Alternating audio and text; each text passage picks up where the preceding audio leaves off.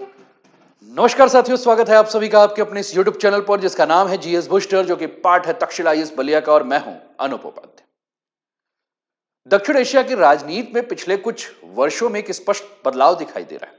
अब केवल राजनीतिक दल ही नहीं बल्कि जेनजी भी राष्ट्रीय नीतियों, शासन व्यवस्था और जवाबदेही को प्रभावित करने वाली शक्ति बनती जा रही। बांग्लादेश में छात्रों का आंदोलन सत्ता परिवर्तन की बहस तक पहुंच गया। नेपाल में युवाओं ने पारंपरिक राजनीतिक दलों के विकल्प ढूंढना शुरू कर दिया और अब भारत में भी ऐसा आंदोलन उभर कर आया है, जिसकी शुरुआत परीक्षा में पेपर लीक के विरोध से शुरू हुई, लेकिन जिसकी चर्चा अब लोकतांत्रिक जवाबदेही, शिक्षा व्यवस्था और करोड़ों युवाओं के भविष्य तक पहुंच चुकी है। इस आंदोलन का सबसे असाधारण पक्ष यह है कि इसका सबसे बड़ा चेहरा कोई छात्र नेता नहीं बल्कि लद्दाख के प्रसिद्ध शिक्षा सुधारक, पर्यावरणविद और रेमन मैग्सेसे पुरस्कार विजेता सोनम वांगचुक है।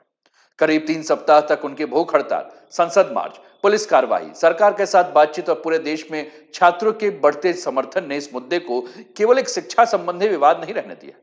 अब यह भारत की परीक्षा प्रणाली, युवाओं के विश्वास और लोकतांत्रिक संस्थाओं की जवाबदेही पर राष्ट्रीय बहस का विषय बन चुका है। आज इस पूरे घटनाक्रम को हम किसी राजनीतिक दृष्टिकोण से नहीं बल्कि अंतर्राष्ट्रीय रिपोर्ट, आधिकारिक तथ्य और दक्षिण एशिया की बदलती राजनीति के व्यापक संदर्भ में समझने का प्रयास करेंगे। साथियों, चैनल पर पहली बार है तो चैनल को सब्सक्राइब करके बेल आइकन दबा दीजिएगा कि यहां आने वाले हर वीडियो का नोटिफिकेशन आप सभी को टाइम पर मिले। वीडियो को अंत तक देखिएगा और आपके जो भी विचार आ रहे हैं उन सारे विचारों को आप कमेंट के माध्यम से रखिएगा। हम समाचार नहीं, समाचार के पीछे का जो विश्लेषण है वो लेकर आपके लिए आते हैं, जिससे कि आप समझिए कि समाचार में जो दिख रहा है और पीछे के जो घटनाक्रम है उनमें कितना ज्यादा अंतर आ जाता है। तो चलिए शुरुआत करते हैं आज के इस सेशन का। और वीडियो पसंद आए तो लाइक, शेयर, सब्सक्राइब करना ना भूलें। तो आज का टॉपिक है, नेपाल के बाद भारत में बड़ा आंदोलन, क्या वांगचुक का सरकार से कोई समझौता भी हो रहा है? इस पर भी हम चर्चा करेंगे। साथियों, 4 न्यूज़पेपर की कटिंग है, इंडियन एक्सप्रेस, गार्जियन, राइटर्स और चौथा भी राइटर्स ही है। इंडियन एक्सप्रेस लिखता है, Delhi Jantar Mantar sit in continuous से CJP after cop blocks march. Guardian लिखता है, tens of thousand of cockroach party protester defy police with Delhi march. Reuters लिखता है, इंडिया कॉकरोच मूवमेंट लीडर से minister promises talks on demand. और चौथा है, Sonam Wangchuk, Indian activist rallying Gen Z against Modi. तो चलिए इन्हीं से आगे बढ़ते हुए पेपर लीक से किस प्रकार से एक गुस्सा जो फूटा हुआ था वो किस प्रकार से संसद तक मार्च होकर चला और क्यों सरकार को जो है वो झुकना पड़ा और क्या क्या सारी बातें हैं उनको एक एक करके हम समझते हैं। साथियों, किसी भी बड़े जन आंदोलन को समझने के लिए केवल उसके नेताओं को देखना पर्याप्त नहीं होता है। सबसे पहले समझना पड़ता है कि समाज के भीतर ऐसा कौन सा असंतोष पैदा हुआ है जिसने हजारों लाखों लोगों को एक मंच पर लाकर खड़ा कर दिया। भारत में मौजूदा जो आंदोलन की जड़ है वो भी यहीं से कहीं शुरू हुई है। पिछले कुछ वर्षों में देश में कई बड़ी प्रतियोगी परीक्षाओं में पेपर लीक, परीक्षा रद्द होना, दोबारा परीक्षा कराने और भर्ती प्रक्रियाओं में देरी जैसे मामलों ने छात्रों के बीच गहरा अविश्वास पैदा किया है। लाखों युवाओं का कहना है कि वे वर्षों तक तैयारी करते हैं, परिवार आर्थिक और मानसिक दबाव झेलता है, लेकिन यदि परीक्षा में निष्पक्षता ही संदिग्ध हो जाए तो पूरी व्यवस्था पर विश्वास कैसे कायम रखा जाए। यही असंतोष धीरे धीरे एक संगठित छात्र आंदोलन में बदलने लगा। इस आंदोलन की शुरुआत केवल एक परीक्षा, एक घटना के विरोध से नहीं बल्कि यह उन करोड़ों युवाओं की सामूहिक निराशा का प्रतीक बन गया जिन्हें लगने लगा कि उनकी मेहनत और प्रतिभा से अधिक व्यवस्था की कमियां उनके भविष्य का फैसला कर रही। दिलचस्प बात यह है कि आंदोलन पहले सोशल मीडिया पर तेजी से फैला। हजारों नहीं बल्कि करोड़ों युवाओं ने इसे डिजिटल प्लेटफॉर्म पर समर्थन दिया। इसके बाद विरोध प्रदर्शन सड़कों तक पहुंचा। दिल्ली का जंतर मंतर इस आंदोलन का प्रमुख केंद्र बन गया, जहां छात्र लगातार अपनी मांगों को लेकर जुटने लगे। आंदोलन की प्रमुख मांग थी, परीक्षा प्रणाली में जवाबदेही तय की जाए, पेपर लीक के मामले पर कठोर कार्रवाई हो और शिक्षा व्यवस्था में छात्रों का भरोसा दोबारा स्थापित किया जाए। समय के साथ कुछ प्रदर्शनकारियों ने शिक्षा मंत्री के इस्तीफे जैसे राजनीतिक मांगे भी उठाई और यहीं से यह आंदोलन केवल शिक्षा सुधार का मुद्दा नहीं रहा, यह युवाओं और राज्य के बीच विश्वास और जवाबदेही की बहस में बदलने लगा। और ठीक इसी मोड़ पर एक ऐसा व्यक्ति इस आंदोलन से जुड़ता है जिसकी पहचान किसी राजनीतिक दल से नहीं बल्कि शिक्षा सुधार और सामाजिक कार्य में रही, और वो व्यक्ति है सोनम वांगचुक। अब प्रश्न यह है कि एक शिक्षा सुधारक ने इस आंदोलन में शामिल होने का निर्णय क्यों लिया और उसकी एंट्री ने इस आंदोलन को राष्ट्रीय और अंतर्राष्ट्रीय सुर्खियों तक कैसे पहुंचा दिया। साथियों, जब यह आंदोलन शुरू हुआ तब इसे मुख्यतः छात्रों का विरोध प्रदर्शन माना जा रहा था। इसकी आवाज सोशल मीडिया और दिल्ली के जंतर मंतर तक सीमित दिखाई दे रही थी, लेकिन कुछ ही दिनों में के बाद यह घटनाक्रम एक नया मोड़ लिया। 28 जून को लद्दाख के प्रसिद्ध शिक्षा सुधारक और पर्यावरण कार्यकर्ता सोनम वांगचुक जब इस आंदोलन में शामिल हुए तो उन्होंने छात्रों के समर्थन में अनिश्चित काल भूख हड़ताल शुरू कर दी। और यहीं से अगर हम बात करें तो यहीं से यह आंदोलन राष्ट्रीय स्तर पर अधिक चर्चा में आने लगा। सवाल यह है कि आखिर उनकी एंट्री इतनी महत्वपूर्ण क्यों थी। उसका सबसे पहला कारण था साथियों, वो है क्रेडिबिलिटी, यानी कि विश्वसनीयता। सोनम वांगचुक की सार्वजनिक छवि किसी सक्रिय राजनीतिक नेता की नहीं रही। दशकों से वे शिक्षा सुधार, पर्यावरण संरक्षण और लद्दाख के सामाजिक मुद्दों पर काम करते रहे। इसलिए जब उन्होंने छात्रों के आंदोलन का समर्थन किया तो कई लोगों ने इसे केवल राजनीतिक विरोध के बजाय एक व्यापक सामाजिक चिंता के रूप में देखना शुरू किया। दूसरा इसका कारण था वो है आंदोलन का नैरेटिव बदलना। अब चर्चा केवल पेपर लीक तक सीमित नहीं रहा। बहस इस प्रश्न पर पहुंच गई कि यदि करोड़ों छात्रों का भविष्य प्रभावित होता है तो जवाबदेही किस स्तर पर तय होगी। क्या केवल प्रशासनिक कार्यवाही पर्याप्त है या राजनीतिक जिम्मेदारी भी इसकी तय होनी चाहिए। अपनी भूख हड़ताल के दौरान सोनम वांगचुक ने बार बार कहा कि उनका उद्देश्य किसी व्यक्ति विशेष के खिलाफ अभियान चलाना नहीं है, बल्कि शिक्षा व्यवस्था में छात्रों का भरोसा पुनः बहाल करना है। उनका कहना था कि लोकतंत्र में जनता की पीड़ा को सुना जाना चाहिए और शिक्षा जैसे संवेदनशील क्षेत्र में जवाबदेही अनिवार्य होना चाहिए। दिन बीतते गए, उनकी तबीयत लगातार बिगड़ने लगी। लगभग 3 सप्ताह के उपवास के बाद स्वास्थ्य चिंताओं के बीच पुलिस उन्हें अस्पताल ले गई और इसी घटना ने आंदोलन को और अधिक चर्चा में ला दिया। इसके बाद दिल्ली के जंतर मंतर पर समर्थकों की संख्या बढ़ने लगी। संसद मार्च की घोषणा हुई। विभिन्न समाचार माध्यम से इस इसे केवल एक धरने के रूप में नहीं बल्कि देश के युवाओं के बीच बढ़ते असंतोष के संकेत के रूप में देखना शुरू हुआ। लेकिन इस पूरी कहानी का सबसे महत्वपूर्ण दिन अभी आना बाकी था और वो था 20 जुलाई, यानी आज का दिन। आज संसद का मानसून सत्र शुरू हुआ। हजारों प्रदर्शनकारी दिल्ली के सड़कों पर उतरे। भारी पुलिस बल तैनात किया गया। सरकार और आंदोलनकारियों के बीच बातचीत शुरू हुई और पूरे देश की नजर इस आंदोलन पर जाकर टिक गई। साथियों, 20 जुलाई 2026 यानी कि जब संसद में आज मानसून सत्र की शुरुआत हुई तो दूसरी ओर दिल्ली के जंतर मंतर पर हजारों प्रदर्शनकारी भर चुके थे। आंदोलन से जुड़े संगठनों ने संसद मार्च का आह्वान किया। प्रशासन ने सुरक्षा और कानून व्यवस्था का हवाला देते हुए संसद की ओर मार्च को अनुमति नहीं दी। इसके बावजूद बड़ी संख्या में छात्र और समर्थक वहां पहुंचने लगे। सुबह से ही जंतर मंतर और संसद मार्ग के आसपास भारी पुलिस और अर्धसैनिक बल तैनात कर दिए गए। जगह जगह बैरिकेड लगाए गए ताकि प्रदर्शनकारी जो है वह संसद की ओर आगे ना बढ़ सके। इसी दौरान कई समाचार चैनलों और एजेंसियों की ऐसी तस्वीरें सामने आई जिनमें पुलिस और प्रदर्शनकारियों के बीच धक्का मुक्की दिखाई दी। कुछ वीडियो में प्रदर्शनकारियों पर लाठी चलाने के दृश्य भी सामने आए। दूसरी ओर दिल्ली पुलिस ने आधिकारिक रूप से कहा कि प्रदर्शन को पेशेवर ढंग से संभाला गया है और बल प्रयोग का जो भी आरोप है वो सभी बेबुनियाद है, गलत है।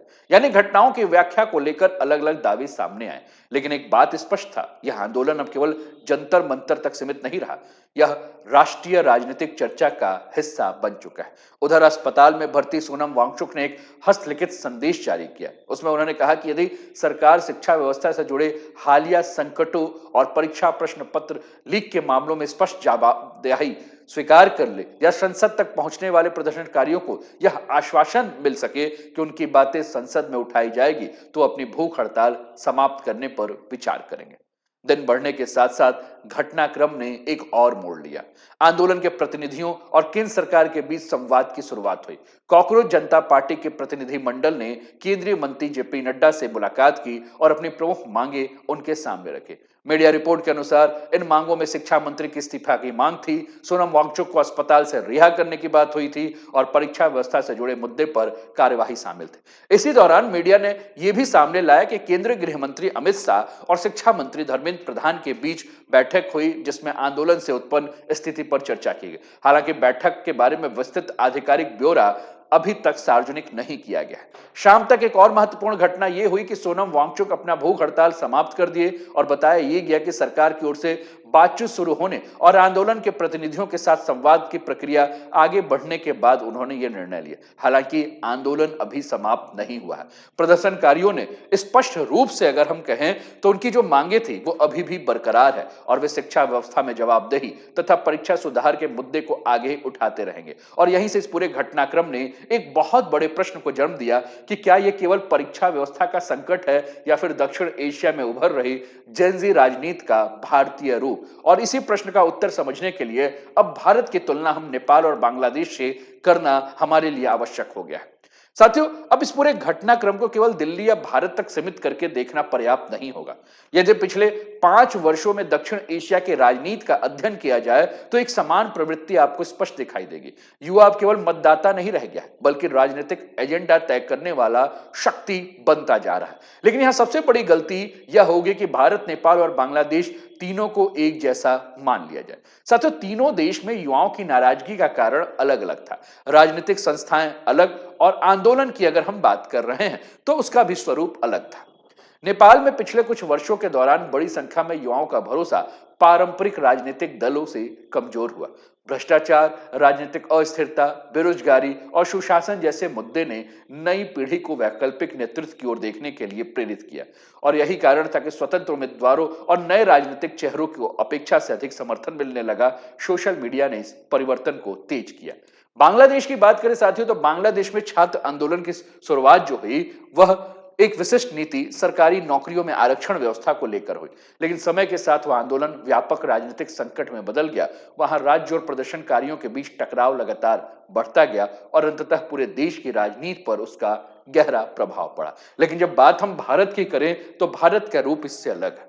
भारत का वर्तमान आंदोलन अभी तक अलग प्रकृति का दिखाई देता है। यह किसी सरकार को हटाने या सत्ता परिवर्तन की मांग से शुरू नहीं हुआ। इसकी मूल चिंता परीक्षा प्रणाली की विश्वसनीयता, पेपर लीक, शिक्षा व्यवस्था में जवाबदेही और युवाओं के भविष्य को लेकर है। समय के साथ कुछ राजनीतिक मांगे इसमें बिल्कुल जुड़ी हैं, लेकिन आंदोलन की केंद्रीय थीम अभी भी एजुकेशन अकाउंटेबिलिटी यानी कि शिक्षा में जवाबदेहिता ही है। और यही अंतर समझना सबसे ज्यादा जरूरी है। कई अंतर्राष्ट्रीय विश्लेषक ने इस आंदोलन को भारत में जेन ज़ी पॉलिटिक्स का प्रारंभिक संकेत भी माना है, क्योंकि इसकी ऊर्जा मुख्यतः युवाओं से ही आ रही है। लेकिन इसका अर्थ बिल्कुल भी नहीं है कि भारत का राजनीतिक भविष्य अनिवार्य रूप से नेपाल या बांग्लादेश जैसा होगा। भारत के लोकतांत्रिक संस्थाएं, संघीय ढांचा, न्यायपालिका, चुनाव व्यवस्था और राजनीतिक प्रतिस्पर्धा, इन सभी की संरचना अलग है। इसलिए किसी भी निष्कर्ष पर पहुंचना अभी जल्दबाजी होगी। लेकिन एक समानता अवश्य दिखाई दे रही है। तीनों देश एक नई पीढ़ी जो है वो लेकर चल रही है और ये नई पीढ़ी यही कह रही है कि हम केवल वोट देने वाली पीढ़ी नहीं है, हम जवाबदेही चाहते हैं। और शायद यही इस पूरे आंदोलन का सबसे महत्वपूर्ण संदेश है।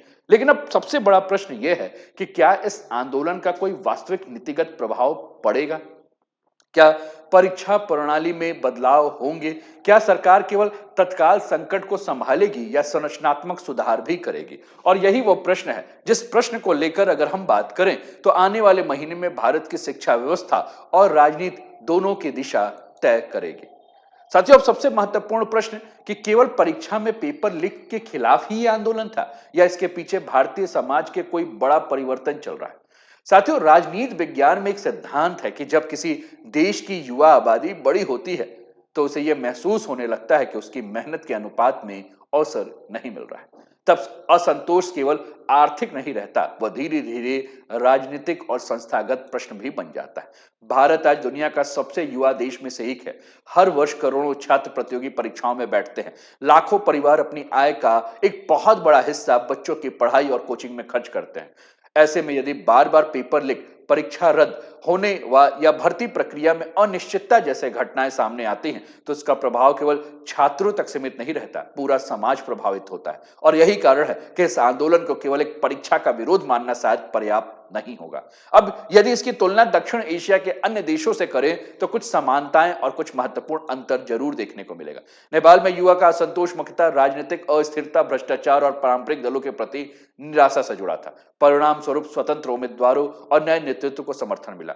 बांग्लादेश में छात्र आंदोलन एक विशेष नीति के विरोध में शुरू हुआ, लेकिन बाद में व्यापक राजनीतिक संघर्ष बन गया। भारत की स्थिति फिलहाल अलग है। यहाँ आंदोलन का मूल जो प्रश्न है वो शिक्षा व्यवस्था और परीक्षा प्रणाली है, लेकिन समानता भी है कि तीनों देश जो है वो नई पीढ़ी जो है यहाँ की पारदर्शिता, जवाबदेही और संस्थाओं के विश्वास के ऊपर जो है मांग कर रही है। और यही कारण है कि अंतर्राष्ट्रीय मीडिया भी इस घटनाक्रम को केवल स्थानीय विरोध प्रदर्शन के रूप में नहीं बल्कि दक्षिण एशिया में बदलती युवा राजनीति के व्यापक परिप्रेक्ष्य में देख रही है। साथियों, सबसे बड़ा प्रश्न अब सरकार के सामने है कि क्या यह आंदोलन केवल बातचीत और तत्काल निर्णय से शांत हो जाएगा या फिर यह भारत की परीक्षा प्रणाली में व्यापक सुधारों की शुरुआत बनेगा। साथियों, इसका उत्तर आने वाले महीने में मिलेगा, लेकिन एक बात तो बहुत ही क्लियर है कि 20 जुलाई 2026 ने भारत में शिक्षा, युवाओं और लोकतांत्रिक जवाबदेही पर नई राष्ट्रीय बहस को जन्म दे दिया है। और किसी भी लोकतंत्र की सबसे बड़ी ताकत केवल उसकी संसद, सरकार या चुनाव नहीं होते। उसकी सबसे बड़ी ताकत है जनता का संस्थाओं के ऊपर विश्वास होना।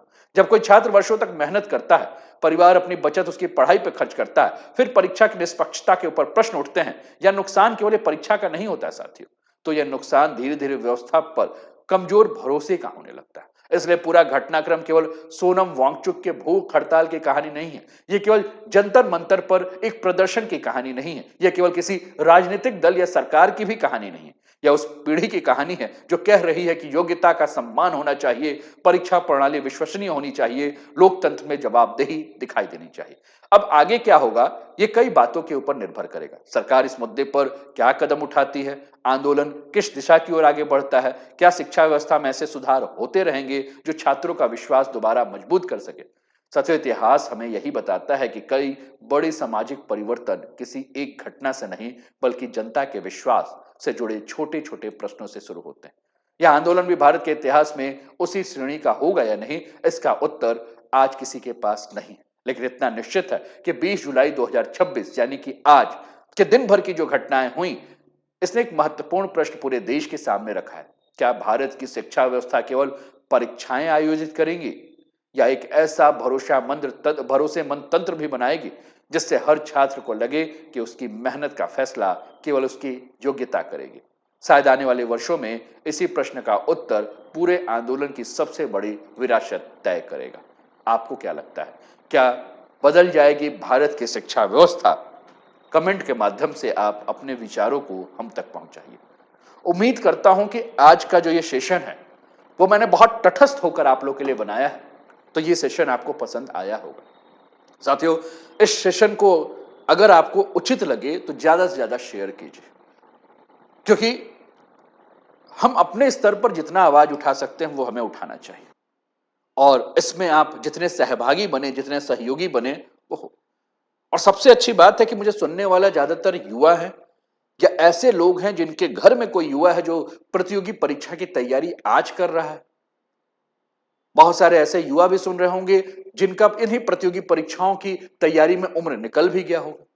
और बहुत सारे ऐसे लोग भी मुझे सुन रहे होंगे जिनके घर में कल कोई प्रतियोगी परीक्षा में बैठेगा। तो हमें जवाबदेही तो चाहिए ही। हमें यह विश्वास होना चाहिए कि हम कल अगर प्रतियोगी परीक्षा में बैठेंगे तो हमारा रिजल्ट हमारी मेहनत से होगा। तो चलिए फिर हम अपना अपना योगदान अपने अपने हिसाब से करें। और सब कुछ पसंद आया हो और आप चाहते हैं कि ऐसे ही मुद्दे आप रोज सुनते रहें, तो सब्सक्राइब कर लीजिए कि नोटिफिकेशन आपको समय पर मिले। पसंद आया हो तो लाइक कर दीजिए और शेयर भी कर दीजिए। अपना ध्यान रखिए, स्वस्थ रहिए, मस्त रहिए, तंदुरुस्त रहिए, हंसते खेलते मुस्कुराते हुए जीवन का आनंद लीजिए। जय हिंद, जय भारत।